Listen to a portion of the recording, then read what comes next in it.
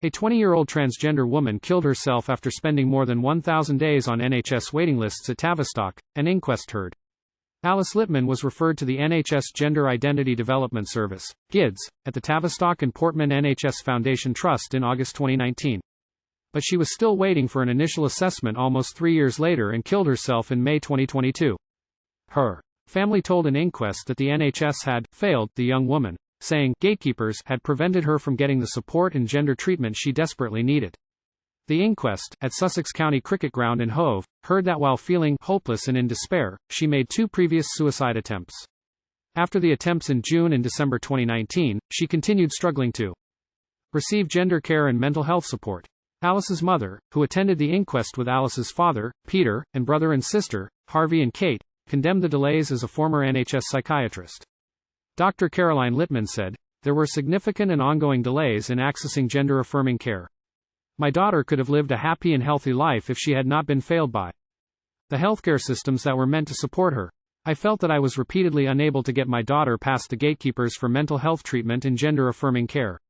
I felt and continue to feel immense shame and responsibility that, as a mother who used to work as a psychiatrist for the NHS, I struggled to get the help for my child that she so obviously needed." Alice first came to the attention of the Child and Adolescent Mental Health Services, CAMHS, in 2017 when she began suffering from severe anxiety and low moods. She received group therapy which was helpful, but her low moods continued. In early 2018, she went to see a GP in her hometown of Leatherhead, Surrey. Dr. Litman said the GP failed to take her daughter's requests for help seriously. In September 2018, Alice then told her sister that she wanted to live her life as a woman and went for an appointment with another GP, where she told the doctor about her gender identity problems. Dr. Litman said this doctor suggested a watch and wait approach and did not make a referral to GIDS. It wasn't until after her first suicide attempt in June 2019 that Alice was finally referred for treatment. In August 2019, GIDS confirmed they had received the referral but warned, "Due to high demand, we have found waiting times at GIDS incredibly hard to predict. Currently we are seeing young people for assessment who were referred 24 months ago." The inquest heard that, from then on, Alice began to transition, wearing makeup and changing her name. But her low moods declined again when she realized there was a long waiting list for gender identity treatment. When she turned 18 in February 2020, the referral was transferred to the Adult Gender Identity Clinic, GIC, at the Tavistock Clinic.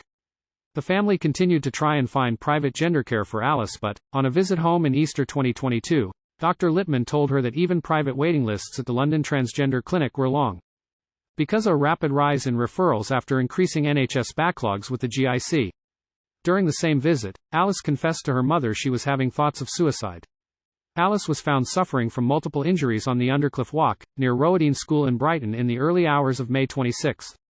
The inquest, which is expected to last 3 days, continues.